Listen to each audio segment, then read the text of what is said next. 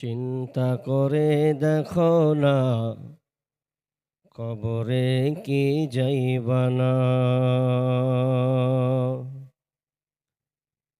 চিন্তা করে দেখো না, কবরে কি যাইবা না। যেই কবরে আল্লাহ ছাড়া বন্ধু কেহ থাকবে না। চিন্তা করে দেখো না, কবরে কি যাইবা না।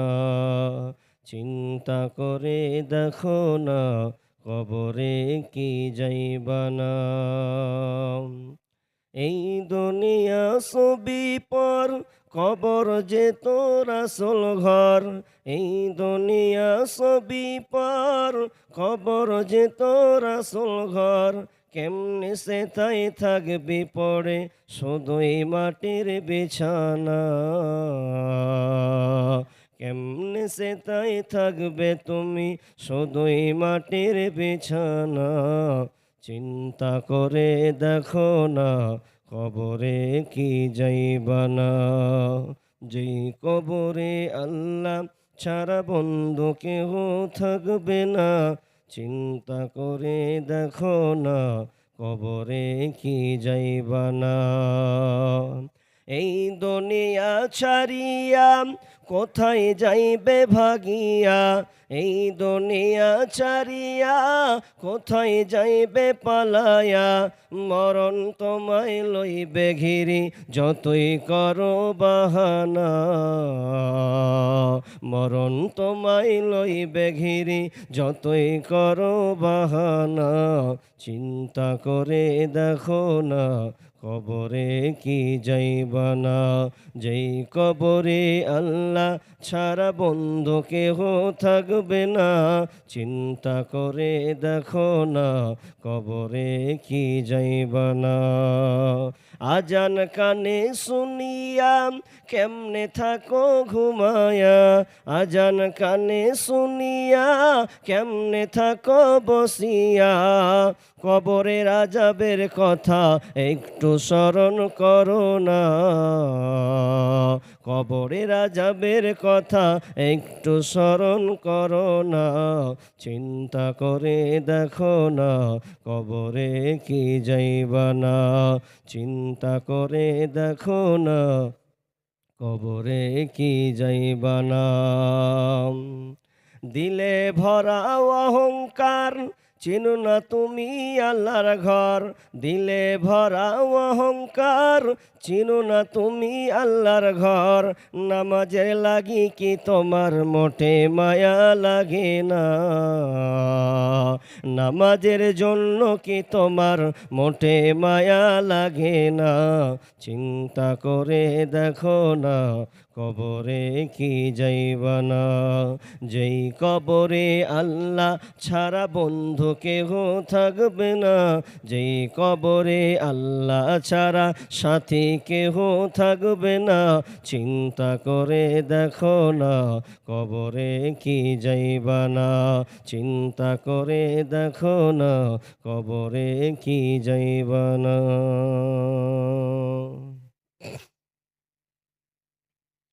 উপস্থিত সম্মানীয় সুযোগ্য আজকের এই জালসার স্বনামধন্য সভাপতি, মঞ্চে উপবিষ্ট আকাশের সাদৃশ্য আলেম ওলামাবৃন্দ, আমার সম্মুখে বসে থাকা ছোট বড় দিনদার ইমানদার মুমিন ভাই সকল, এবং পর্দার অন্তরালের প্রজেক্টের মাধ্যমে দেখনেওয়ালি সম্মানিতা মা ও বোনেরা, প্রথমে সেই মহান মুনিবের দরবারে প্রশংসা করি, যেই মহান মুনিব আমাদেরকে একটি মাদ্রাসা, বানাতিয়া মাদ্রাসা, একটা পরিশ্রমিক মাদ্রাসা, এই মাদ্রাসাকে কেন্দ্র করে কোরআন ও হাদিসের আলোচনা শোনার যে একটা সুযোগ আল্লাহ দিয়েছেন, সে আল্লাহ সুবহানাহু ওয়া তাআলার প্রশংসা করি যে বেছে বেছে কয়েক গুটি লোককে আল্লাহ কবুল করে সামিয়ানার নিচে বসিয়েছেন আর কিছু অপদার্থ লোককে রাস্তায় ঘোরানোর একটা সুযোগ দিয়েছেন। আমরা যারা বসে আছি আল্লাহর প্রশংসা জ্ঞাপন করি, বলি আলহামদুলিল্লাহ। অতঃপর শান্তি বর্ষিত হোক সকল নবীদের উপর, বিশেষ করে আমাদের শেষ নবী জনাবে মুহাম্মাদুর রাসূলুল্লাহ। আমরা সকলে বলি সাল্লাল্লাহু আলাইহি ওয়াসাল্লাম। সম্মানিত উপস্থিতি, পরিস্থিতি অনুকূলে ভূমিকা আমার শেষ করেছেন।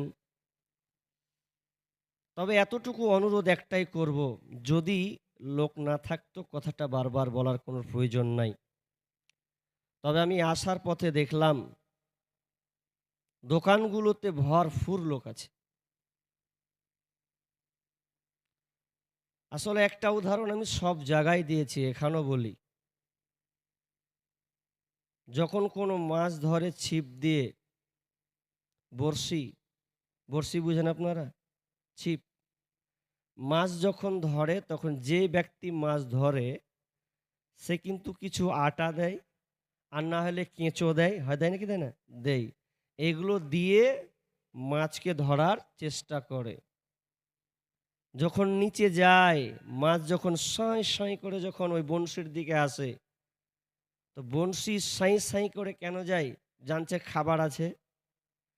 তো খাবার আছে এটা জানে, কিন্তু পরে আঞ্জামটা যদি ও জানতো যে আমি যে খাবো, তো খেতে গেলে তো টানার জন্য রেডি হয়ে আছে। ও ওপরে উঠতে হবে, আর ওপরে যদি উঠতে হয় তো কার হাতে পড়বো? ও বিসমিল্লাহ করবে, আর বিসমিল্লাহ করে ওকে কাটবে, কেটে একদম ভালো করে পরিষ্কার করবে, তারপরে কড়াইয়ে চাপাবে, তেল ফেলবে, গরম করবে, ওকে মেখে মশলা দিয়ে মেখে তারপরে মানুষ মচমচ করে খাবে। এই জিনিসটা যদি মাছ জানতো, আগে টের পেত, তাহলে ওই মাছ আর বড়শির আগা দিকে আসতো না। ঠিক অনুরূপ আমার যে ভাইয়েরা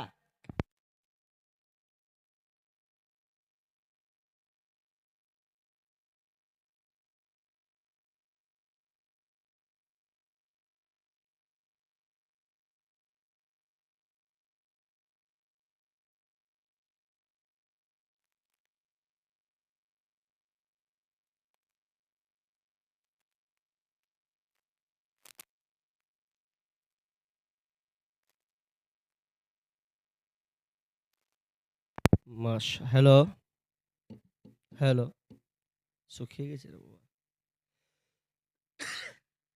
এই মাইক ম্যান গেলা মনে হয় নতুন না পুরাতন জালসা মাহফিলে।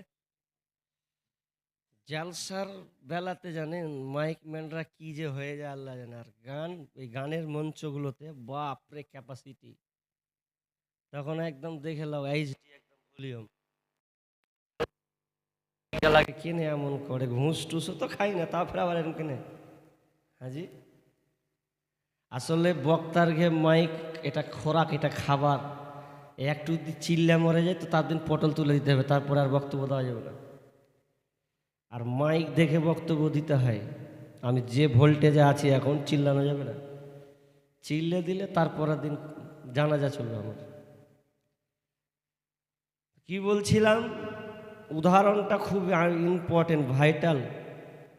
মাছ জানলে ও আসতো না। যারা মেলায় ঘুরছে এখন, খালি একটু বেটি ছেলেকে একটু দেখবেও, ওখানটায় আবার সাপ দেখবেন। পাঁঠা কোনদিন তৃপ্তি পায় না বেশি। কিছু পাঁঠা দেখবেন ঘুষে ঘুষে বেড়ায়, ওরা কোনো দিন তৃপ্তি পাবে না। তো অনুরূপ কিছু ছেলেরা এই খাসলোটটা ধরেছে পাঁঠার মতন, একটু স্বাদ নেব তো তৃপ্তি পাবে না। জালসার দিনে একটু ঘুরলো, খেলে বসে গেল, একটা তো একটা মান সহি থাকে। ও যতক্ষণ এসছে ও জালসার মেলার মধ্যে আছে, তার মানে ও মাছের মতনই কারবার। ও যদি জানতো যে জাহান্নাম কত ভয়ানক, মরার পরে কবরের হালাত কি হবে, আর ওর মালাকুল মৌত ওর জান যখন বাহির করবে তো ওর কোন দিকে যাবে ওর দিল, যদি এই সামান্যটুকু যদি ও টের পেত, আল্লাহর কসম করে বলছি ও জালসায় মেলাতে থাকতো না। ওই স্টেজে বসতো, শুনে বাড়ি যেত, আর না হলে রাত্রে বাড়ি যেয়ে ঘুমাতো। আমার আজকের আলোচ্য বিষয় মহাপ্রলয়। পৃথিবী কিভাবে ধ্বংস হবে, আমার এই বিষয়ে দুটা পার্ট আছে, ইউটিউবে দুটোই আছে। তাই নতুন এবছরে এবার প্রথম আপনাদের চ্যাপ্টার, অর্থাৎ প্রথম ফুৎকারের ফলে, ফুৎকার মানে সিঙ্গা লাগানো, প্রথম যখন বাঁশি বাজানো হবে, প্রথমে পৃথিবীটা কিভাবে চুরমার হবে, পৃথিবীটা কিভাবে ধ্বংস হবে, এই ব্যাপারে কিছু কথা আমি আপনাদের কোরআন ও হাদিস থেকে বলছি ইনশাআল্লাহ। আপনারা কে কে শুনবেন না হাত তুলেন তো ভাই। বাপজি বুঝতে পারেনি, আমি বলছি কে কে শুনবে না তাও হাত তুলে দিচ্ছে, তার মানে বাপজি মনে করে যে মনে হয় শোনার লেগে মনে হয় হাত তুলতে হয়েছে। আসলে বলাটাই উল্টা হয়ে গেছে না জি, হ্যাঁ বলাটাই উল্টা হয়ে গেছে। তো যে কজন আছেন আল্লাহর রাস্তে থাকবেন তো, আর হাত তুলে দেখান তো দেখি, থাকবেন? কটা লোক থাকেন তাও বলতে একটু ভালো লাগবে, পালিয়ে যদি যান তাহলে সব শেষ। আর মা বোনরা মনে হয় আছেনি, জি ওরা থাকবে। আল্লাহ পৃথিবীটাকে বানিয়েছেন, এই পৃথিবীটাকে এত সুন্দর করে যে সাজিয়েছেন, একদিন কিন্তু আল্লাহ এই পৃথিবীটাকে শেষ করে দেবেন। শেষটা কেমন? মহাপ্রলয়ের মাধ্যমে ভাঙচুর করে দেওয়া হবে, চূর্ণ বিচূর্ণ করে দেওয়া হবে।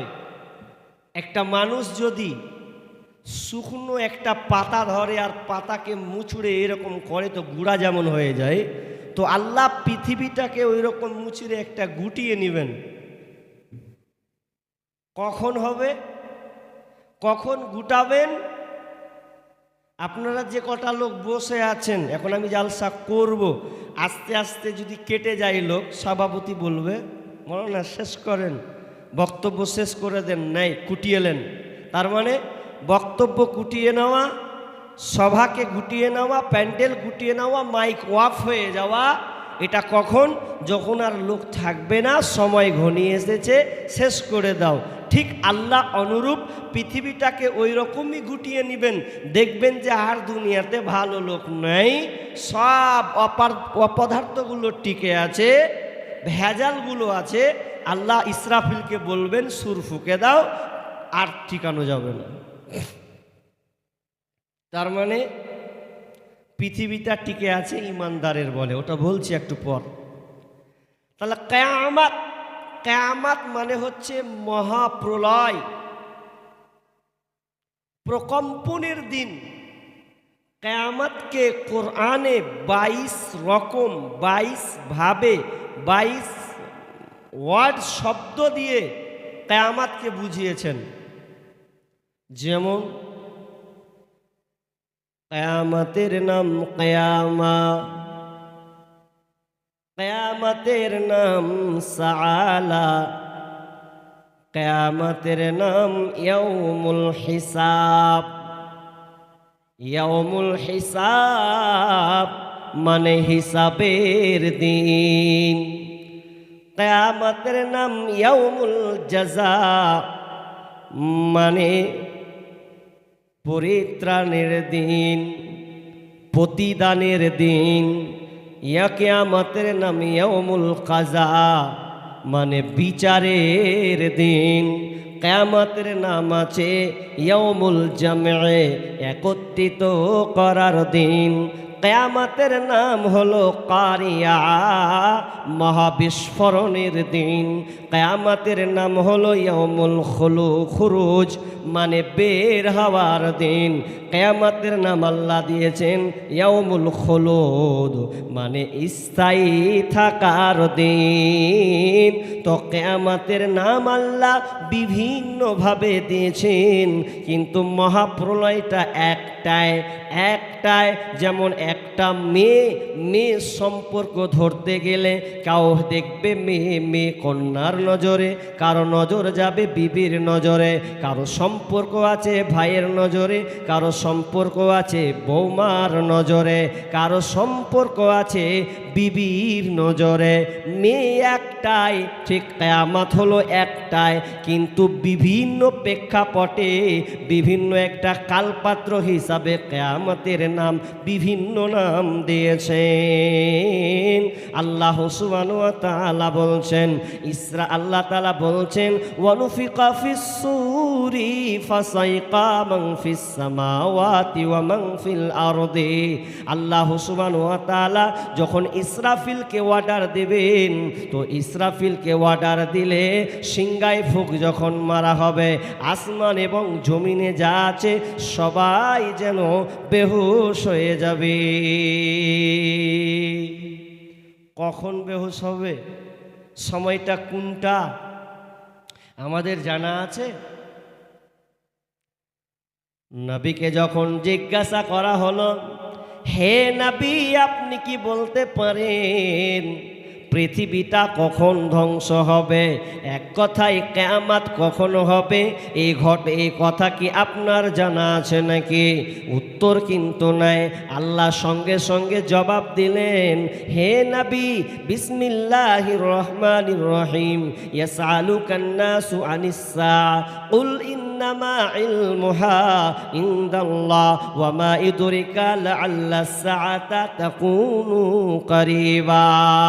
হে নবী আপনাকে যারা এই কিয়ামত সম্পর্কে জিজ্ঞাসা করে, যারা বলে কিয়ামত কখন হবে, নবী আপনি তাদেরকে বলে দেন এই কেবলমাত্র এই জ্ঞানটা আল্লাহর কাছে আছে।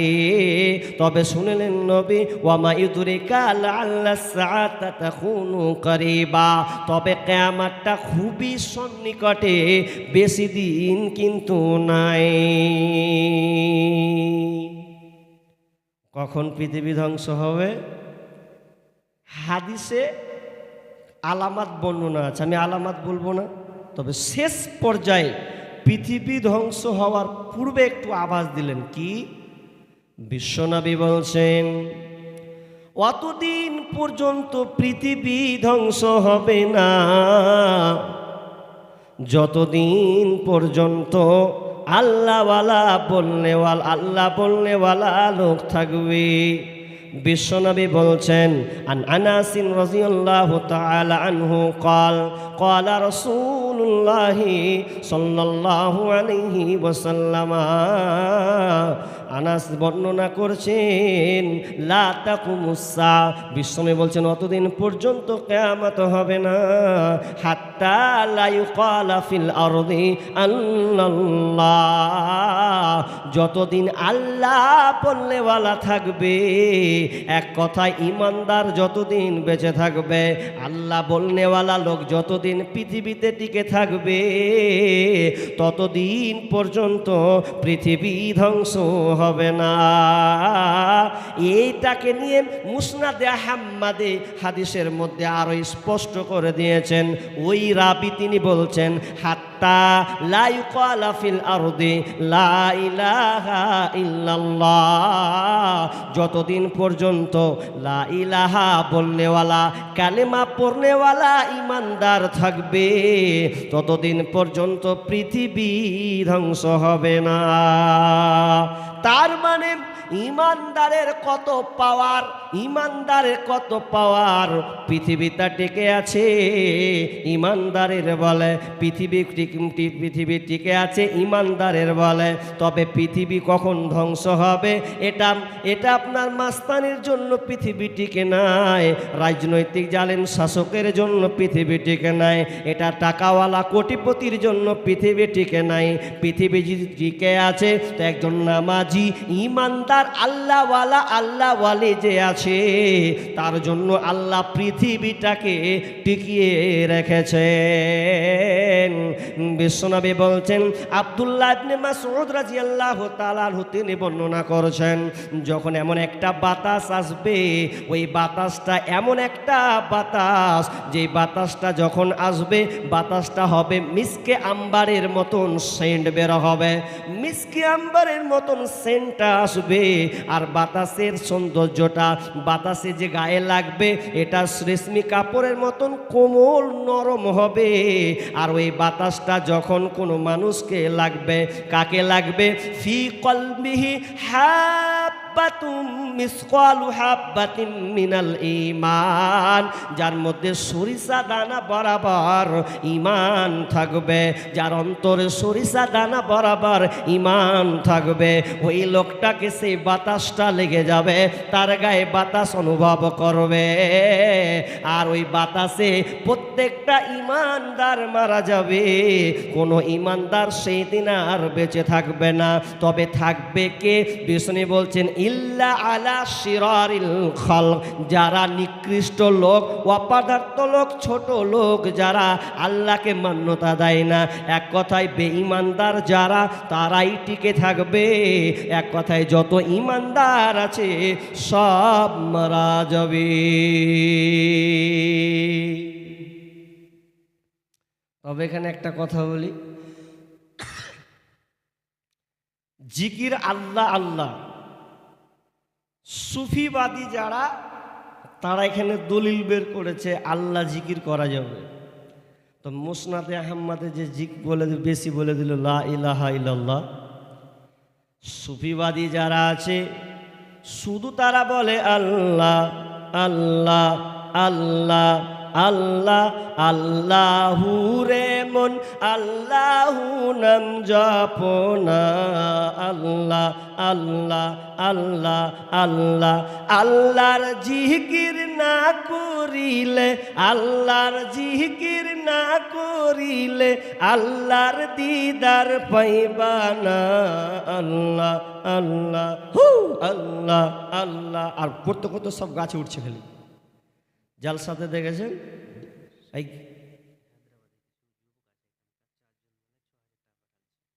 হায়দ্রাবাদ, বড় বিদেশে আছে বাইরে, তো চারজনে কত ৬,০০০ টাকা পাঠালছে। আচ্ছা দোয়া করে দেবো, জি ইনশাল্লাহ দোয়া করে দেবো। তো ওই জিকির করছে ও, কিন্তু জিকিরকে ওইভাবে কোরআন সুন্নাতে বলা হয়েছে, এমনভাবে জিকির করছে কেউ জিকির করতে করতে করতে, অথচ কোরআন বলেছে ইন্নামাল মুমিনুনাল্লাযীনা ইযা যুকিরাল্লাহু ওয়াজিলাত কুলুবুহুম ওয়া ইযা তুলিয়াত আলাইহিম আয়াতুহু যাদাতুহুম ঈমানা। যখন কোনো তার সামনে আল্লাহর ব্যাপারে কোনো ক্ষমতার কথা বর্ণনা করা হয়, তার জিকির, তার অন্তরটা তত্তর করে যেন কাঁপতে লাগে। ইন্নামাল মুমিনুনাল্লাযীনা ইযা যুকিরাল্লাহু ওয়াজিলাত কুলুবুহুম, তার কলব, তার অন্তরটা যেন কাঁপতে থাকে।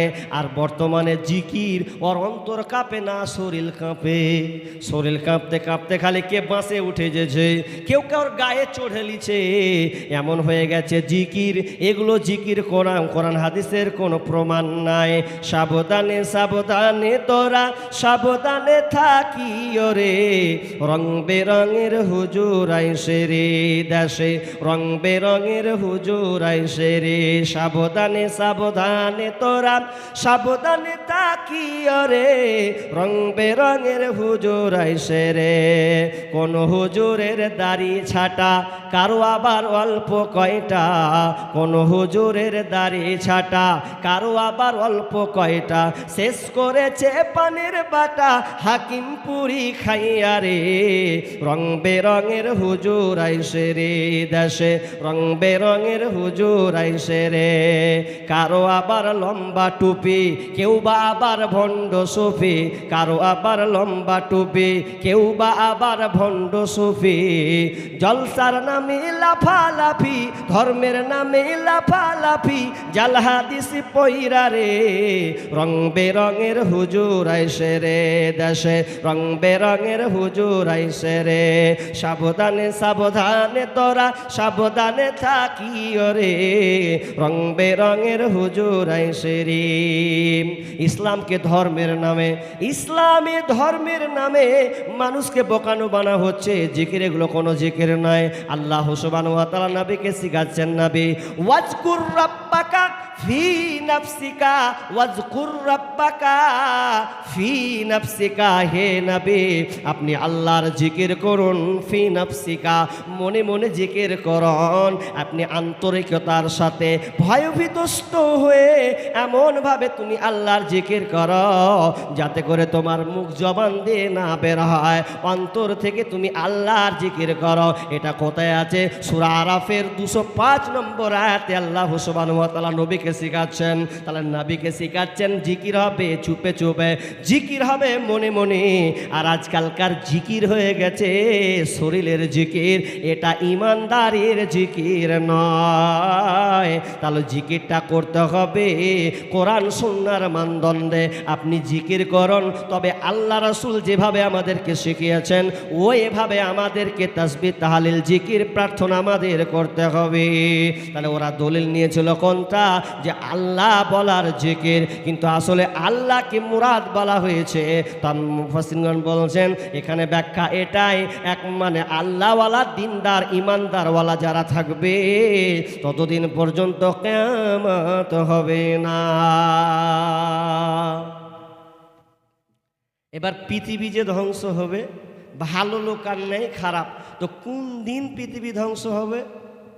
কোন দিন পৃথিবী কখন ধ্বংস হবে এ ব্যাপারে কোনো নিশ্চয়তা নাই।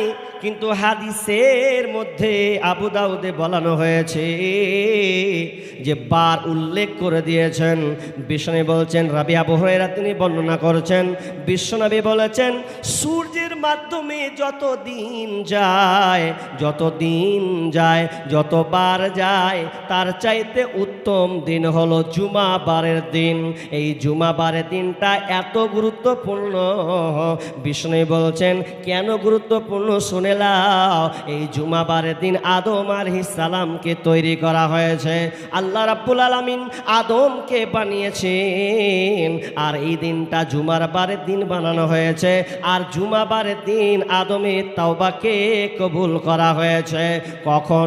যখন আদম আলাইহিস সালাম জান্নাতে, মা আদম আর হাওয়া যখন তারা জান্নাতের কান্দম ফল তারা খেয়ে নিয়েছিল, আল্লাহ তাআলা বলেছিলেন আদম রে লা তাকরাবা হাদিহিস শাজারা ফাতাকুনা মিনাজ জালিমিন, খবরদার তোমরা এই গাছটার নিকটবর্তী হবে না, যদি তোমরা যাও জালিমদের অন্তর্ভুক্ত হবে। তোমরা রেখো গো শরণ, একদিন হবে যে মরণ। শয়তান তোমার শত্রু বাটে বলে আল কোরআন, তোমরা রেখো গো শরণ, একদিন হবে যে মরণ। প্রথম নবী জান্নাতে ছিলেন, সঙ্গিনী হাওয়াকে পেলেন, চক্রান্ত করিয়া শয়তান খাওয়াইল কান্দম। তোমরা রেখো গো শরণ, একদিন হবে যে মরণ। তো আদম আলাইহিস সালাম যখন দুনিয়াতে তওবা করে করে করে যেদিন আল্লাহ তার তওবাকে কবুল করেন, বিষ্ণু বলছেন সেই দিনটা ছিল জুমা বারের দিন। শুধু তাই নয়, এই জুমা বারের দিন আদম আলাইহিস সালামের মৃত্যুবরণ হয়েছিল। তার মানে জুমা বারটা দিন কত গুরুত্বপূর্ণ বিশ্বনবী বলছেন। আর এই জুমা বারের দিনে পৃথিবী ধ্বংস হবে। যেদিন পৃথিবী ধ্বংস হোক না কেন, দিনটা হবে জুমা বারের দিন। জুমা বার ছাড়া অন্য দিন পৃথিবী ধ্বংস শুরু হবে না। বিষ্ণু বলছেন এই জন্য জুমা বারটা গুরুত্বপূর্ণ দিন। যেদিন জুমার দিন আসে, বিশ্বনবী বলছেন যখন জুমার দিন এসে যায়, দুনিয়ার যত মানুষ এবং জিন ছাড়া দুনিয়াতে যত মাখলুকাত আছে, যত পশু পক্ষী আছে, যখন জুমার দিন আসে এরা সবাই কান্না করে, আল্লাহ আজকে মনে হয় পৃথিবী ধ্বংস হয়ে যাবে। তারা চোখ দিয়ে পানি ফেলে আর টুকরে টুকরে যত ছাগল গরু ভেড়া যত রকমের মৎস্য যত রকমের প্রাণী প্রাণী আছে মানুষ এবং জিন ছাড়া, জুমার দিন সবাই যেন কান্নাকাটি করে। এই জন্য এই জুমাবারের দিনে এমন একটা গুরুত্বপূর্ণ দিন আছে, বিশ্বনবী বলছেন যদি কোনো মানুষ জুমার দিন নামাজ পড়ার পর যদি আল্লাহর কাছে কিছু চায়, এমন একটা জুমার সময় আছে, ওই সময়ের মধ্যে যদি কোনো আল্লাহর কাছে কোনো জিনিস চায়, তাহলে আল্লাহ তাআলা ওই বান্দার দোয়াটাকে কবুল করে নেয়। কিন্তু আমরা গাফেল। জুমাবার যখন আসে, আপনার আজান হবে 12টা, আপনি ঢুকছেন কত? 12:15, 15 মিনিট পর ঢুকছেন আপনি। তার মানে আপনি জুমার দিনের উদাসীন। আপনি মাঠে হাল চালাচ্ছেন, মাঠে কোদল ফেলছেন, মাঠেই পড়ে আছেন আপনি। আজান হচ্ছে, হ্যাঁ গোসল করছি যাব, কিন্তু গুরুত্বটা আমরা জানলাম না। গুরুত্বটা কতদিন আছে জুমার দিনে? বিশ্বনবী বলছেন আল জুমাতু ইলাল জুমাতি কাফফারাতুন মা বাইনাহুমা। এক জুমা থেকে আর এক জুমার মধ্যবর্তী স্থান যে আছে, এই সময়টার কাফফারা স্বরূপ মালাম তুগসাল কাবাইর। তবে যদি আপনি কোনো কাবিরা গুনাহ করেন, ওই কাবিরা গুনাহ ছাড়া আপনার যত গুনাহ আছে, এক জুমা থেকে আর এক জুমা পর্যন্ত মধ্যে যে বাড়তি যাবে, যে সময়টা যাবে, এগুলো সব কাফফারা হয়ে যাবে।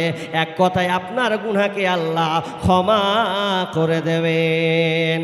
আবু হুরায়রা রাদিয়াল্লাহু তাআলা আনহু বলছেন যদি কোনো মানুষ সুন্দর করে গোসল করে, আর গোসল করে পবিত্র হয়ে যদি প্রথম চান্সে মসজিদে ঢুকে যায়, ইমাম খতিবের খুতবা শেষ পর্যন্ত কথা না বলে, শেষ পর্যন্ত ধ্যানের সঙ্গে যদি শোনে, তাহলে বিশ্বনবী বলছেন তার এক জুমা থেকে আর এক জুমার মধ্যবর্তী যে সময়টা আছে, এই মধ্যবর্তী সময়ের গুনাহকে আল্লাহ কাফফারা হিসাবে ক্ষমা করে দেবে।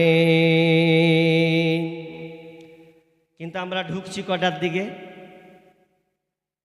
একটা হাদিস আর একটা হাদিস বলে দিয়েছি আবু হুরায়রা থেকে, আপনার কাজে দিবে। কি কাজে? আপনি যে লেটে ঢুকছেন না, ওই জন্য। আপনি যখন মসজিদে ঢুকবেন, কখন ঢুকবেন? আগে ঢুকুন। কারণ বিশ্বনবী বলছেন যে ব্যক্তি প্রথমে আজানের আগে যে ব্যক্তি প্রথমে মসজিদে ঢুকে গেল, ঢুকলো মানে সে উট কুরবানি করার প্রথমে নেকি পেল। নাম্বার 2, দ্বিতীয়বারে যে ঢুকবে ওর পরে দ্বিতীয় ভাগে, তো বিষ্ণু বলছেন আপনার কিনা গাই গরু কুরবানি করার সে কুরবানি নেকি পেল, অর্থাৎ কুরবানি করলো মানে সেই সম পরিমাণ নেকি পেল। এরপরে যারা ঢুকলো ছাগল সম পরিমাণ কুরবানি করলো। এরপরে যে ঢুকলো ছাগলের পরে মুরগি কুরবানি করার সব সে পেল। এরপরে যারা ঢুকলো মুরগির ডিম সব করার সব সম পরিমাণ সে নেকি পেল।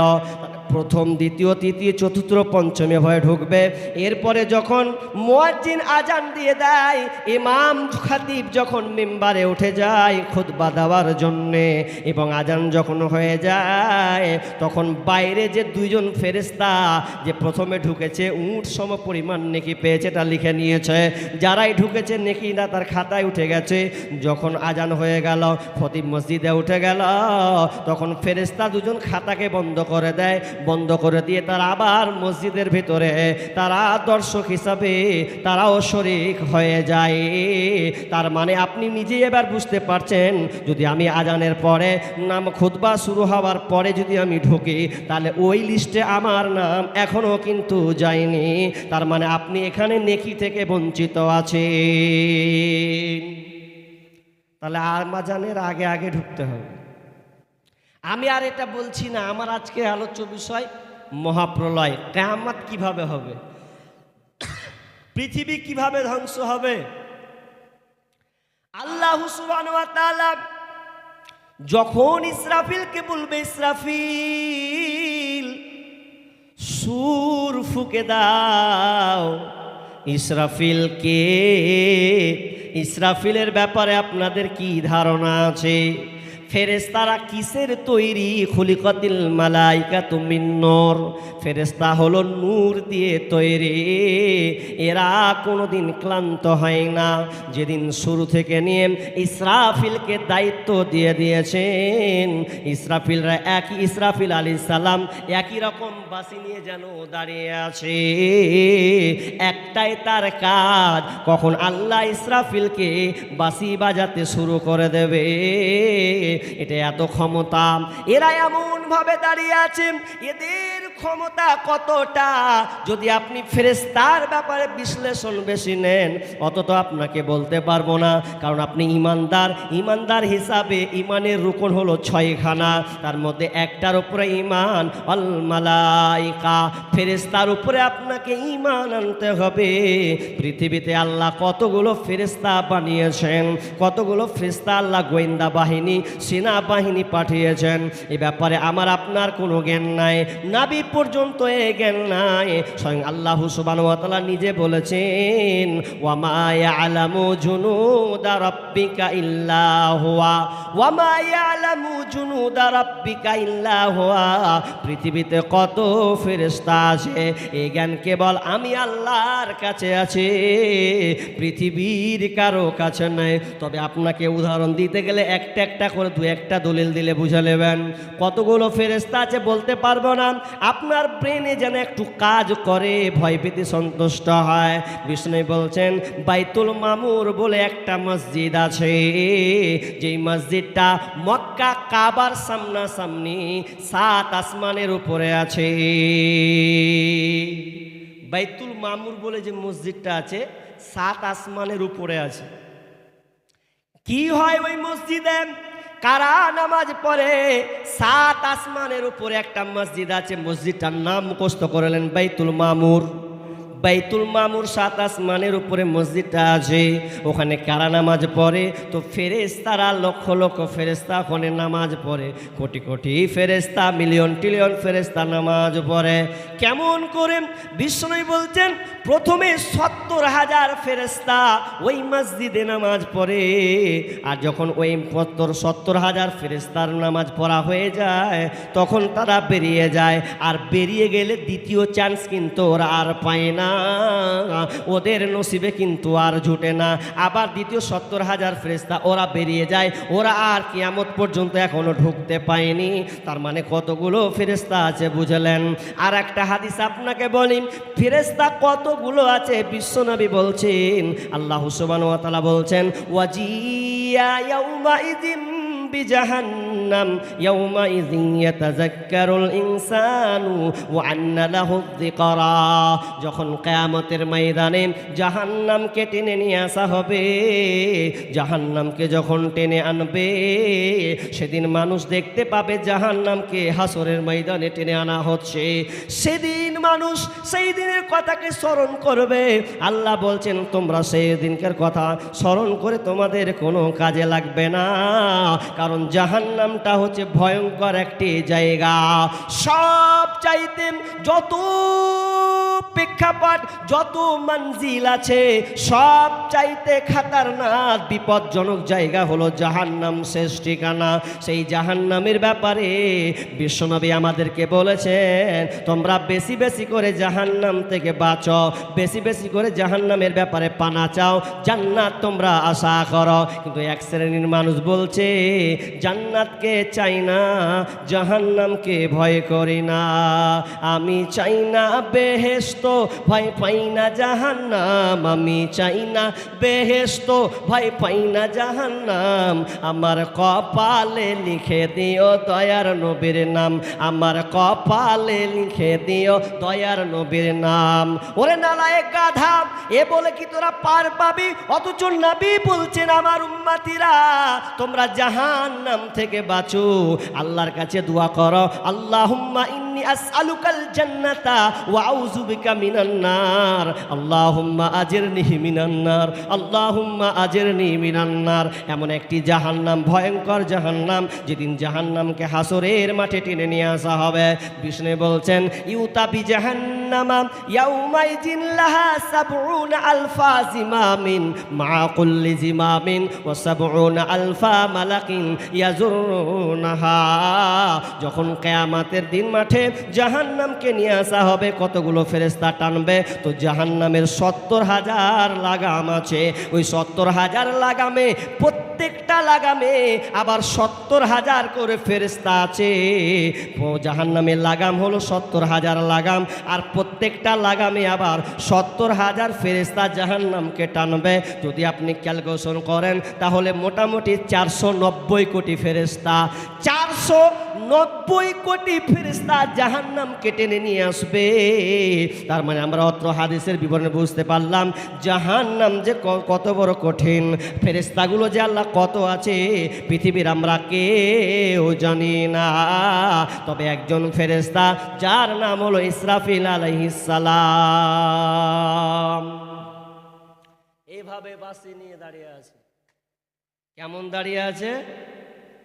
বিশ্বনবী বলছেন কাইফা আনআম ওয়া সাহিবুস সুরি কদ ইলতাকামাহু ওয়া আসগা সামআহু ওয়া হানা জাবহাতাহু। বিষ্ণু বলছেন আমি কেমন করে আয়েস আরামে থাকতে পারি, আমি কেমন করে আনন্দ করব রে আমার সাহাবীরা, আমার মনে তো আনন্দ নাই, আমি কেমন করে উল্লাস করব বলো, তোমরা বলো। বলছে কেন আনন্দ উল্লাস করব? কাইফান আম ওয়া সাহিবুস সুরি কদ ইলতাকামাহু ওয়া আসগা সামআহু ওয়া হানা জাবহাতাহু। ইসরাফিল আলাইহিস সালাম যেন কানকে খাড়া করে দিয়েছেন, মাথাকে নইয়ে দিয়েছেন। ইয়ান্তাজিরু মাতা ইউমারু বিন নাফকি, এই প্রতীক্ষমান হয়ে আছেন, রেডি হয়ে আছেন, কখন জানি আল্লাহ আমাকে অর্ডার করে দিবে। ইসরাফিল রে সরফকে দাও, সঙ্গে সঙ্গে প্রকম্পন যেন শুরু হয়ে যাবে। সাহাবীরা বলো আমি কেমন করে আয়াস আরামে থাকতে পারি? মুসলমান, তুমি এত কিছু আলোচনা শোনার পরেও তোমার মনে একবার দিলে ধাক্কা লাগে না? বেঈমান মুসলমান, আমরা জানি 2012 সালে পৃথিবী ধ্বংস হবে, এটা একটা সমাজে ছড়িয়ে গেছিল, গোটা ওয়ার্ল্ড জায়গা, মুর্শিদাবাদ বলেন আপনাদের দিনাজপুর পর্যন্ত এই কথাটা ছড়িয়েছে।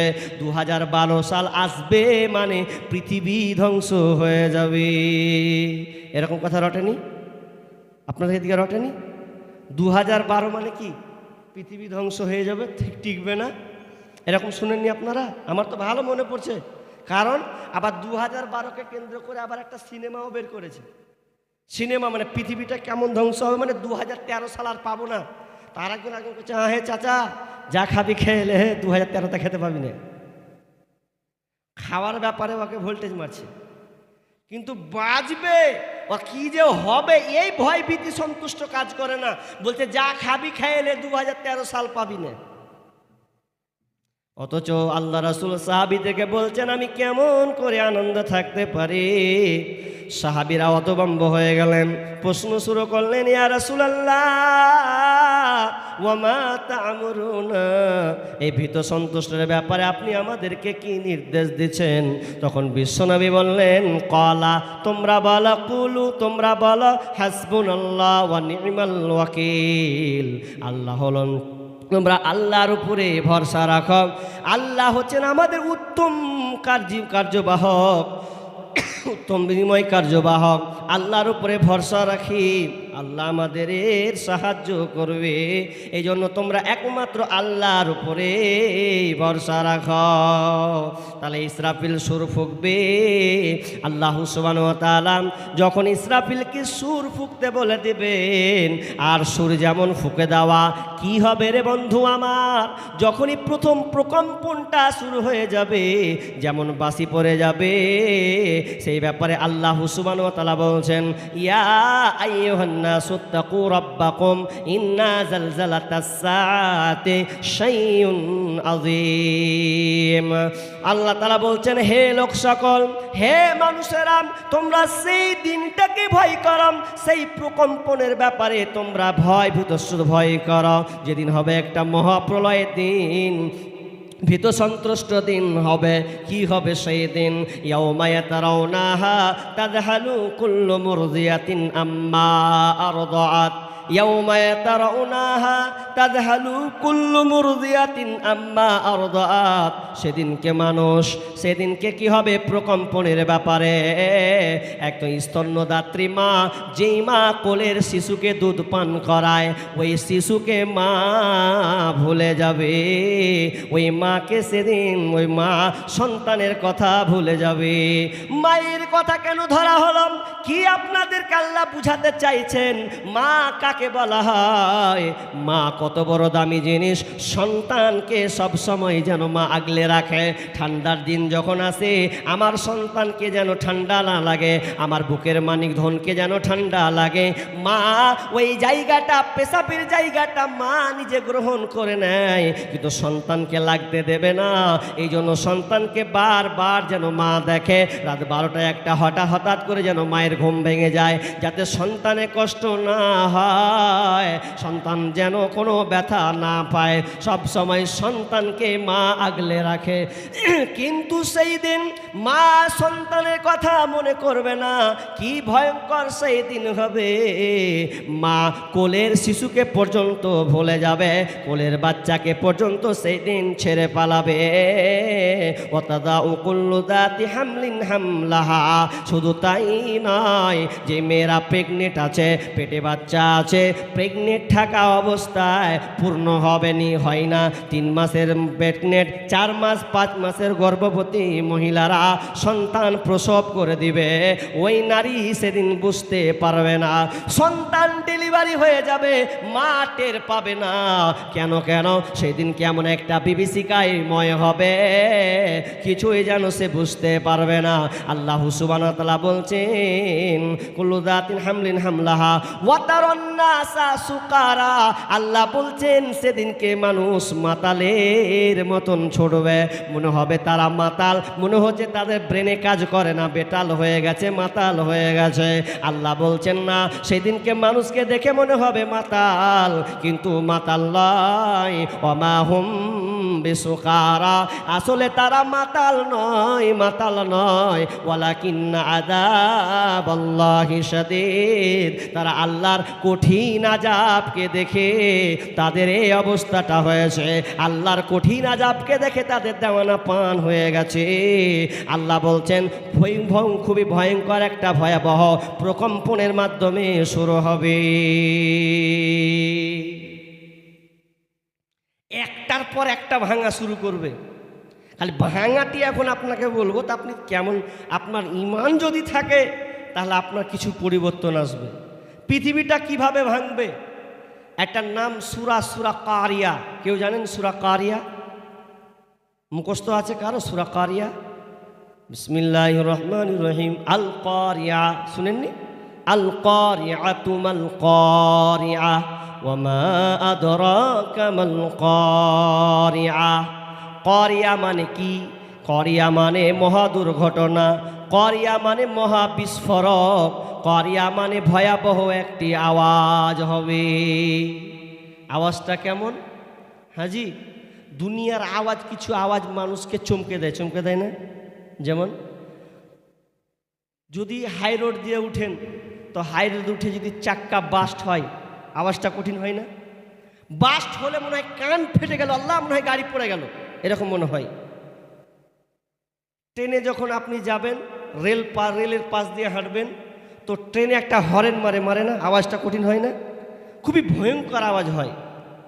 সবচাইতে ভয়ঙ্কর আওয়াজ একটা হয়, সেটা কি? বাদল যখন চমকায়, বিজলি। অনেক মানুষ বিজলি চমকার সহ্য করতে না পেরে মারাও যায়, এরকম অনেক প্রমাণ আছে।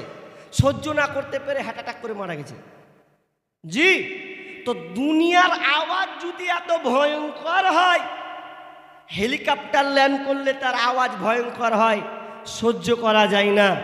ঢোল ঢাকঢোল বাজাতে গেলে কানে সহ্য করা যায় না, কিন্তু এই বাজনা আর আল্লাহ যেদিন ইসরাফিলকে বাজাতে বলবেন, ওর বাজনা একেবারেই আলাদা। কি হবে?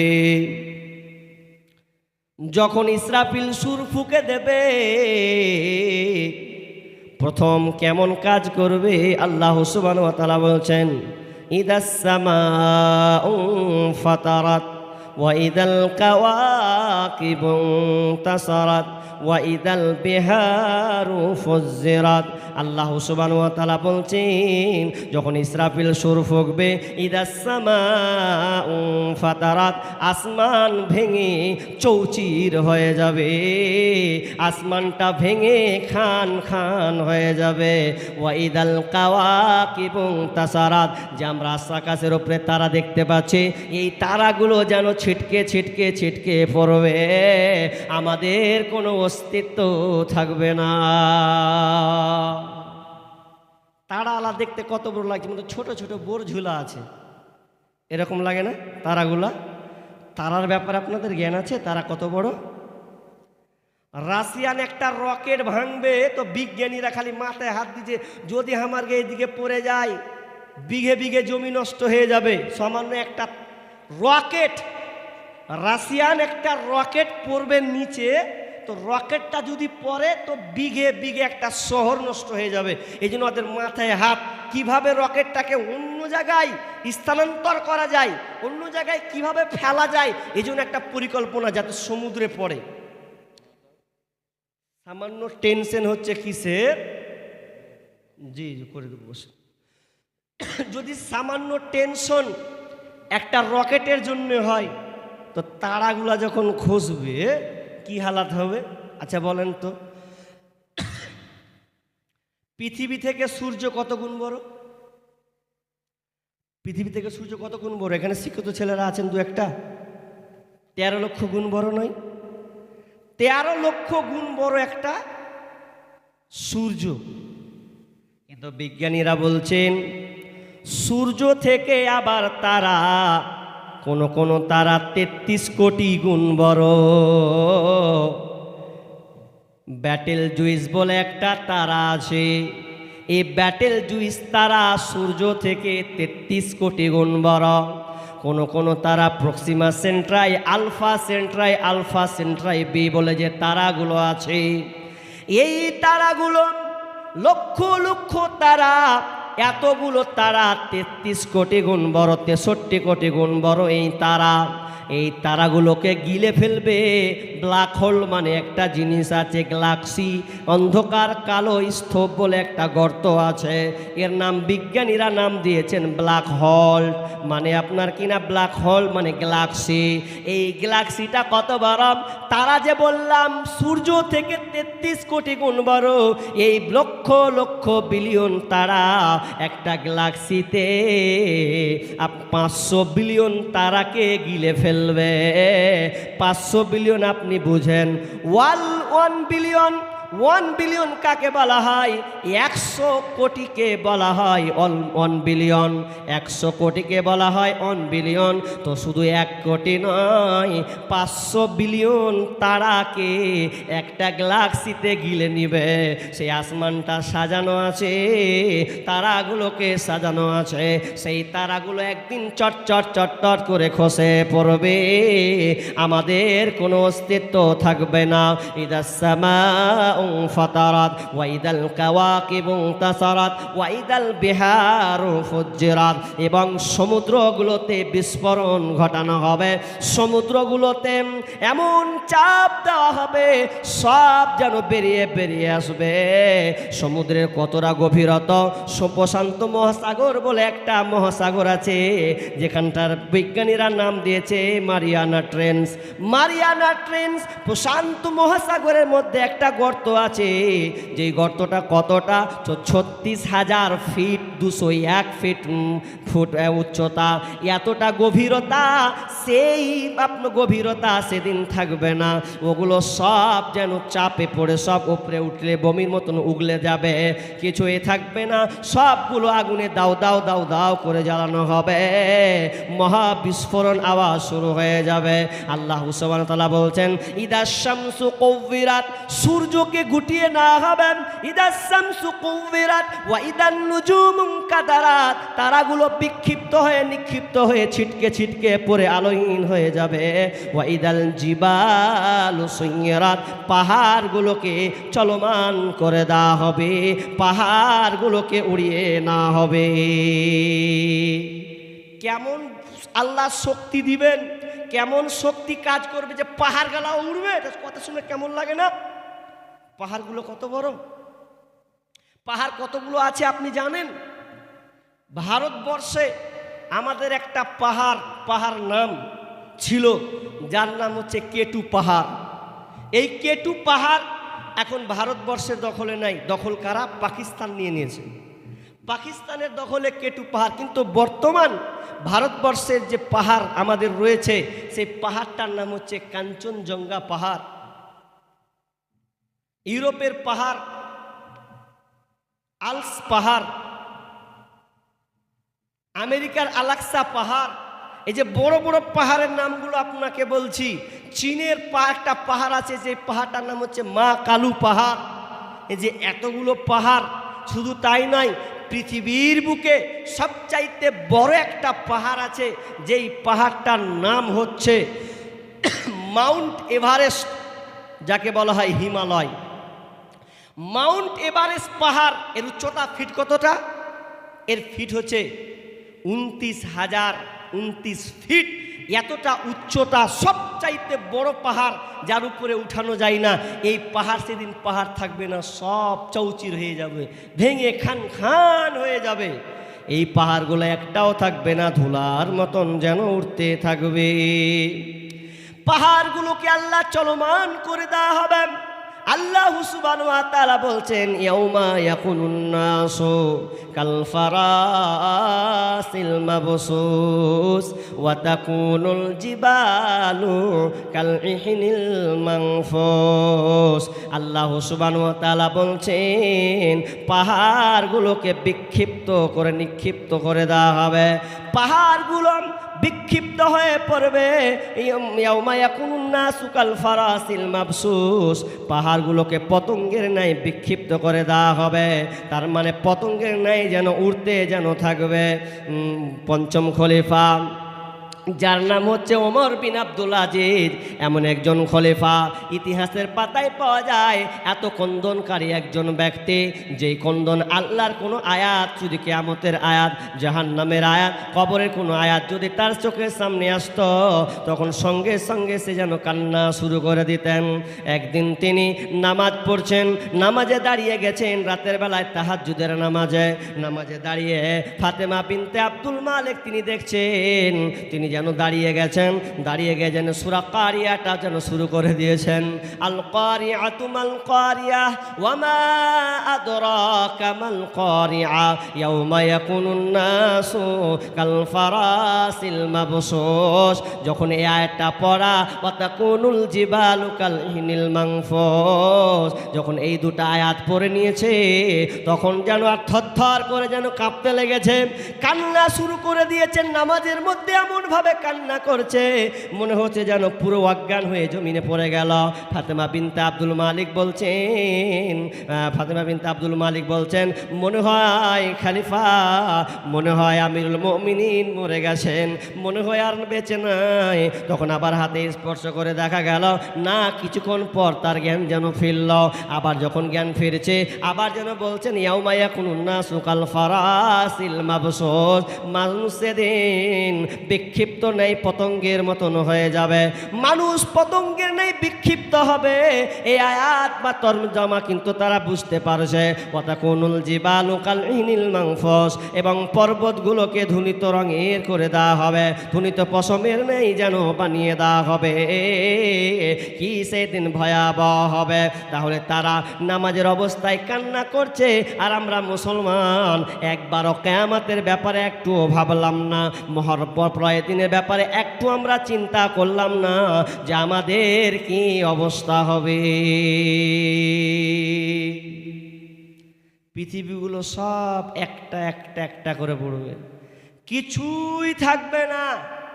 আমি আরেক 15 মিনিট আছি, কিছুই থাকবে না, সব ভেঙে খান খান হয়ে যাবে। কেমন খান খান? একটা হাদিস বললে আপনি বুঝে নেবেন। ভারত, পাকিস্তান, বাংলাদেশ, চীন, জার্মান, থাইল্যান্ড, নিউজিল্যান্ড, নেপাল, এই যে এই দেশগুলো আছে, তখন আর দেশ থাকবে না, বর্ডার থাকবে না। সব গাছপালা, অট্টালিকা, উঁচু নিচু বলে কিছুই থাকবে না। কেমন হবে? বিষ্ণু বলছেন ইহসারুন নাসু ইয়াউমাল কিয়ামাতি আলা আরদিন বাইদা ওয়া আফরা কাকুরসাতিন নাকি লাইসা ফিহা আলামুন লিআহাদ। বিশ্বনবী বলছেন কিয়ামতের দিন পৃথিবীটার জমিনটা কেমন হবে শুনে লাও। এই জমিনটা আলা আরদিন বাইদা ওয়া আফরা, সাদা লাল মিশ্রিত এমনভাবে সমতল করে দেওয়া হবে। কাকুরসাতিন নাকি, সাদা আটার মিশ্রিত, আটার মতন মিশ্রিত, এক কথায় রুটির মতন করে পৃথিবীটাকে বানিয়ে দেবেন, সমতল করে দেবেন, উঁচু নিচু বলে কোনো জায়গা থাকবে না। যেমন আপনার চাষিরা খোলান যখন তৈরি করে, খোলান যেখানে ধান মারা হয়, ওই জায়গাটাকে সুন্দর করে সমান করে লেপে দেয় যাতে উঁচু নিচু না হয়। ওই রকমই আল্লাহ জমিনটাকে সেই দিন সমতল করে দেবে, কিছুই থাকবে না, কেউ কারো পরিচিতি থাকবে না, সব শেষ, পৃথিবী ধ্বংস হয়ে গেছে, কিচ্ছু নাই, শুধু খালি আল্লাহ টিকে আছেন। কুল্লু মান আলাইহা ফান ওয়া ইয়াবকা ওয়াজহু রাব্বিকা যুল জালালি ওয়াল ইকরাম। সব অনিশ্বর হয়ে যাবে, নিঃস্বর হয়ে যাবে, একমাত্র আল্লাহর, মহামান্বিত আল্লাহর চেহারা ছাড়া সেদিনকে আর কেউ থাকবে না। সব ফানাফান হয়ে যাবে, সব ধ্বংস হয়ে যাবে। তখন আল্লাহ সুবহানাহু ওয়া তাআলা সেদিনকে একটা হুঙ্কার মারবে। কেমন হুঙ্কারটা আসবে? বিষ্ণু বলছেন ইয়াকবিদুল্লাহুল আরদা ইয়াউমাল কিয়ামাতি ওয়া ইয়াদবিস সামাআ বিয়ামিনি। আল্লাহ বিষ্ণু বলছেন আজ পৃথিবীটাকে কুটিয়ে নেবেন, আসমানকে কুটিয়ে নেবেন, জমিনকে কুটিয়ে নেবেন, আসমানকে পেঁচিয়ে ধরবেন। আর ধরার পর তিনি গর্জন মারবে আনাল মালিক, আমি বাদশাহ, আইনাল জব্বার আইনাল মুতাকাব্বির। ওরে স্বৈরাচারী শাসক, তোরা কে আছিস বল? জালিম শাসক কোথায় আছিস বল? কই তোরা দুনিয়াতে আছিস কিনা বল? আইনাল জব্বার আইনাল মুতাকাব্বির, দাম্ভিকতা বাচ্চা অহংকারীরা তোরা কোথায়? সেদিন আল্লাহ হুঙ্কার মারবে, সেদিন কেউ একটা মানুষ থাকবে না। আইনা সুজারুকি, এমন ভাবে আল্লাহ হুঙ্কার চিৎকার মারবে, এমন করে চিৎকার মারবে, কেউ উত্তর দেওয়ার কেউ থাকবে না, একমাত্র আল্লাহ সুবহানাহু ওয়া তাআলা টিকে থাকবে। কেমন টিকে থাকবেন? আরো কয়েকটা হাদিস আছে, বলবো না, সময়, শীত পড়ছে, টপ টপ টপ করে মাথায় সারা বান্তা হুড়া পড়ছে, অনেকটা ভিজে গেছে। জি, তো অবস্থা কঠিন খারাপ হবে। কিন্তু মুসলমান আমরা যদি অন্তত কিয়ামত মহাপ্রলয়ের ব্যাপারে যদি একটু গবেষণা করি, হাদিসগুলোকে যদি একটু পর্যবেক্ষণ করতাম, তাহলে আমাদের হয়তো অন্যায় অশ্লীলতা বেহায়াপনার কাজে আমরা যেতাম না। আমরা দুনিয়ার বিমুখী হয়ে গেছি, আল্লাহকে ছেড়ে দিয়েছি, আমরা দুনিয়া আত্মহারা হয়ে গেছে, এই জন্য আমাদের হালাতটা হয়েছে। কার প্রেমেতে ভুলে রইলে আল্লাহর ইনসান,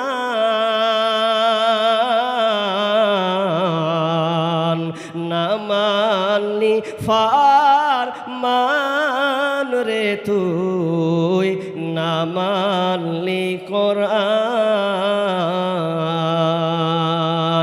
নাম নিশানাম নাহি ছিল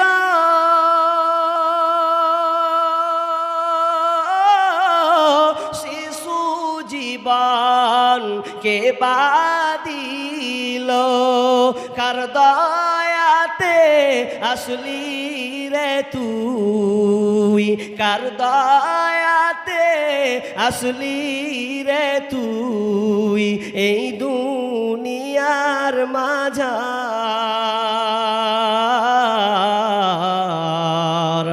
না মানলি ফরমান রে তুই, না মানলি কোরআন। শিশু ছিলিম জুয়ান হইলি, নানা ভাবে স্বাদ মিটাইলি শিশু ছিলি জুয়ান হইলি নানা ভাবে স্বাদ মিটাইলি আল্লাহ রাসূল ভুলে রইলি আল্লাহ রাসূল ভুলে গেলি আসিয়া ভুবন না মানলি ফরমান রে তুই না মানলি কোরআন না মানলি ফরমান রে তুই না মানলি কোরআন। ভাইয়া দেখেন কেউ দান দিবে নাকি? আমি শেষের দিকে চলে এসেছি। মাশাআল্লাহ যে কটা লোক বুঝেছেন মান সম্মান রক্ষা করেছেন বিধায় এদিক দিয়ে আপনাদের আল্লাহ আপনাদেরকে মঙ্গল দান করুক। আমরা চলে যাব আর 5 থেকে 7 মিনিট জি ওয়েট করি একটু। শেষের বেলা এই শুনলাম নাকি নতুন বানাত মহিলা মাদ্রাসা খুলেছেন, কারণ মহিলা মাদ্রাসা খুবই জরুরি, বেশি জরুরি। কেন? যে একটা সংসারের দায়িত্ব দেখভাল একটা নারীর উপরে চলে যায়। নারী পরিবারটাকে কন্ট্রোল করে। একটা মা যদি শিক্ষিতা হয়, আহা জি জি জি, তাহলে এই মাদ্রাসার নাকি এই বানাতিয়া মাদ্রাসারই একজন ছাত্রী, তিনি 500 টাকা দিয়েছেন। আহা রব্বুল আলামিন, এটা কোনো সাধারণ পাবলিক নয় যিনি মাদ্রাসায় পড়ছেন, মাদ্রাসাকে কত ভালোবাসে। আল্লাহ পরিবার থেকে নিয়ে টাকা সংগ্রহ করে রব্বুল আলামিন তিনি মাদ্রাসায় দিচ্ছেন, যাতে মাদ্রাসার ভবিষ্যৎ যেন আরও উজ্জ্বল হয়, ভালো যেন শিক্ষার ব্যবস্থাপনা হয়। আল্লাহ এই মাদ্রাসাকে আল্লাহ তুমি কবুল করে নাও। রব্বুল আলামিন দোয়া চেয়েছেন, আল্লাহ ওই ছাত্রীর মেধাকে আল্লাহ তুমি আরও বাড়িয়ে দাও। আল্লাহুম্মা ফাক্কিহু ফিদ্দিন, আল্লাহুম্মা ফাক্কিহু ফিদ্দিন। আল্লাহ তুমি তা ওই ছাত্রীর জ্ঞানকে আরও তুমি বাড়িয়ে দাও, মেধাবী আল্লাহ করে দাও, যাতে করে আল্লাহ তোমার কোরআন ও হাদিসকে যেন বেশি বেশি অধ্যয়ন করতে পারে এবং সমাজে যেন দাওয়াতির কাজে যেন চর্চা করতে পারে, মানুষকে আল্লাহ যেন বুঝাতে পারে। আল্লাহ সেই ছাত্রী আল্লাহ সম্মান মর্যাদাকে আল্লাহ তুমি বাড়িয়ে দাও, মনে আশাকে পূর্ণ করে দাও। যতদিন থাকবে আল্লাহ তুমি ওই ছাত্রীটাকে আল্লাহ ওই ছাত্রীকে আল্লাহ তুমি সহি সালামত রাখিও। আমিন সুম্মা আমিন। আমার পূর্বে 6000 টাকা একটা দিয়ে পাঠিয়েছেন, হায়দ্রাবাদ থেকে দোয়া চেয়েছেন। আল্লাহ তুমি তার দানকে আল্লাহ তুমি কবুল করে নাও। বাইরে তারা আছে, কাজেরত আছে, আল্লাহ তুমি তাদের কাজকে আসান করে দাও। যতদিন থাকবে আল্লাহ আইর সাইড বিপদ থেকে আল্লাহ তুমি তাদের উদ্ধার করিও। আল্লাহ যেমন সুন্দর করে যারা বাইরে গিয়ে বাড়ি থেকে বের হয়ে বাইরে কাজ করতে গেছে, আল্লাহ ঠিক যেন নিরাপদ সহিত যেন আবার বাড়ি ফিরতে পারে। আল্লাহ তুমি তাদেরকে তৌফিক দান করো। ছেলে সন্তানদেরকে আল্লাহ তুমি মেধাবী করে দাও। আল্লাহ ছেলে সন্তানকে শান্তি রাখিও। এক কথায় পরিবারকে আল্লাহ তুমি সুখে শান্তি রাখিও। আমিন সুম্মা আমিন। মানুষ কয়ে যাই রে দুনিয়া ছাড়িয়া, মসজিদের ওই পালকি আয়না দোলা দে সাজায়া তারে জনমের লাগিয়া। মসজিদের ওই পালকি আয়না দোলা দে সাজায়া তারে জনমের লাগিয়া। এই বাড়ির লাগিয়া কত করলা মারামারি, মামলা মুকাদ্দমা করে খোয়াইলারে করে। আজকে তুমি যাবে চলে,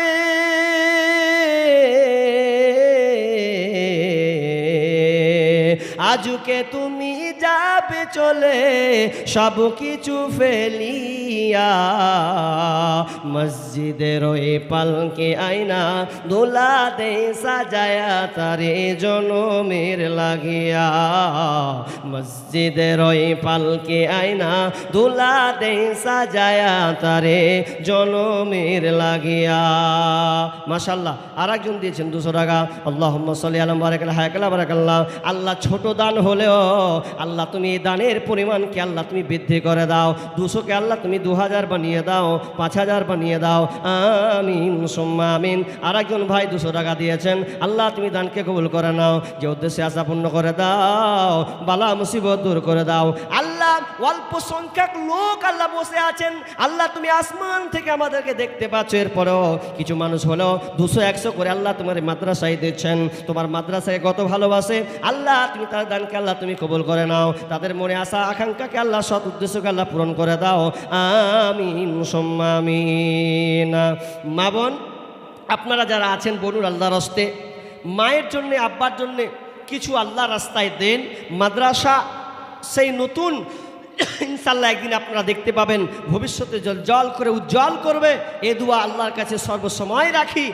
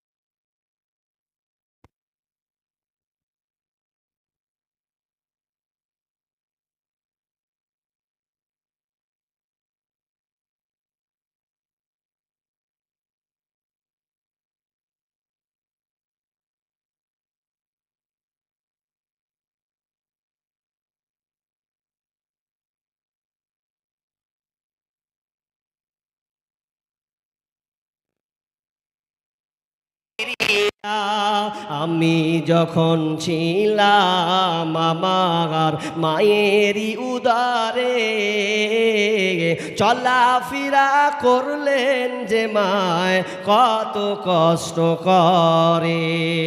এমন মাকে কেমনে আজি, এমন মাকে কেমনে আমি যাব আমি ভুলিয়া। ও আমার প্রাণের মা, মা গো মা, কোথায় গেলে মোরে ছাড়িয়া।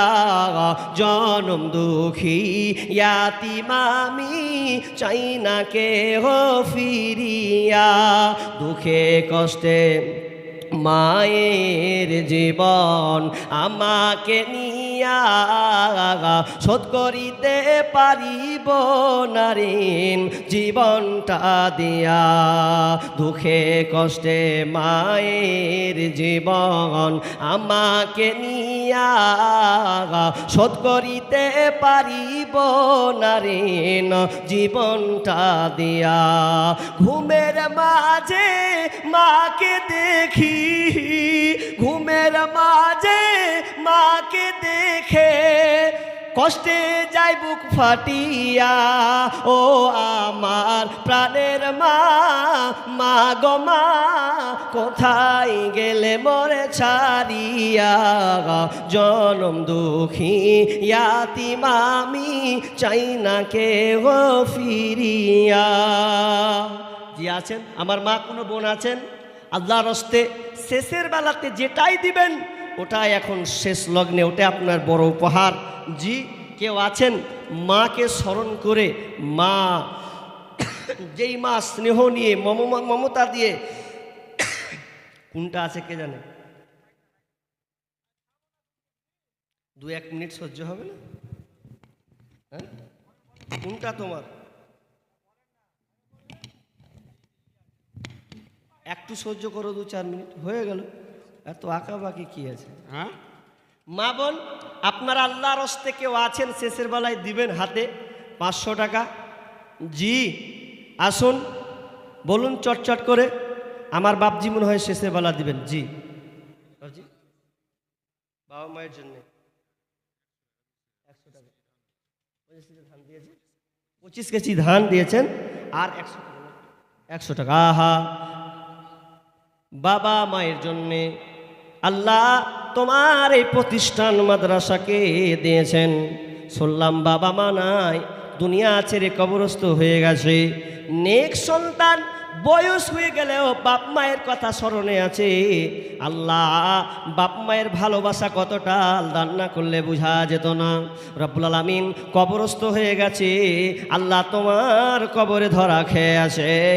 কি হালাতে আছে? ভয়ঙ্কর অন্ধকার একটা ঘর। আল্লাহ তুমি এই অন্ধকার ঘরকে তুমি আলোকিত করে দাও। আল্লাহ কবরটাকে প্রশস্ত করে দাও, জান্নাতি বিছানা বিছিয়ে দাও। আল্লাহুম্মা গফির লাহু ওয়ারহামহু ওয়া আনতা খায়রুর রাহিমিন। আমিন সুম্মা আমিন। টাকা ছাড়া কেউ কারো নয় ভাইরে। টাকা না থাকলে কেউ কারো নয়। টাকা ছাড়া এই দুনিয়ায় কেউ দেই না আপন পরিচয়। টাকা না থাকলে কেউ কারো নয় ভাইরে। টাকা না থাকলে কেউ কারো নয়। ভাইয়ে ভাইয়ে পরিচয় দেয় না টাকা না থাকলে। মুখ লুকিয়ে পাশ কাটে ভাইকে দেখিলে। ওরে ভাইয়ে ভাইয়ে পরিচয় দেয় না টাকা না থাকলে। মুখ লুকিয়ে পাশ কাটে ভাইকে দেখিলে। ওরে ভাইয়ে ভাইয়ে পরিচয় দেয় না টাকা না থাকলে। মুখ লুকিয়ে পাশ কাটে ভাইকে দেখিলে। ওরে মায়ের পেটের ভাইও দেখি বড় বড় কথা কয়। টাকা না থাকলে কেউ কারো নয় ভাইরে। টাকা না থাকলে কেউ কারো নয়। টাকা পয়সা মা বাবারে দিতে পারলে কামাই। বুকে করে টেনে লইয়া আদর করে যায়। টাকা পয়সা মা বাবারে দিতে পারলে কামাই। বুকে করে টেনে লইয়া আদর করে যায়। ওরে টাকা না দিতে পারলে মা বাবাও দূরে রয়। টাকা না থাকলে কেউ কারো নয় ভাইরে। টাকা না থাকলে কেউ কারো নয়। টাকা ছাড়া এই দুনিয়ায় কেউ দেই না আপন পরিচয়। টাকা না থাকলে কেউ কারো নয়। টাকা থাকলে শ্বশুর বাড়ির আদরের জামাই হতে পারো শালা শালির প্রিয় দুলা ভাই। টাকা থাকলে শ্বশুর বাড়ির আদরের জামাই হতে পারো শালা শালির প্রিয় দুলা ভাই। ওরে টাকা দিয়া সম্মান করিতে না করিবে কোনো ভয়। টাকা না থাকলে কেউ কারো নয় ভাইরে। টাকা না থাকলে কেউ কারো নয়। বউরে দেখি স্বামীরে কত ভালোবাসে। গলায় টাকা থাকলে গলায় দেখি সোনার চেন নাচে। বউরে দেখি স্বামীরে কত ভালোবাসে। টাকা থাকলে গলায় দেখি সোনার চেন নাচে। টাকার নোট হাতে পাইলে বিবি, টাকার নোট হাতে পাইলে বউয়ের সেরা জামাই হয়। টাকা না থাকলে কেউ কারো নয় ভাইরে। টাকা না থাকলে কেউ কারো নয়। টাকা না থাকলে কেউ কারো নয়। টাকা ছাড়া এই দুনিয়ায় কেউ দেয় না আপন পরিচয়। টাকা না থাকলে কেউ কারো নয় ভাইরে। টাকা না থাকলে কেউ কারো নয়। আর মনে হয়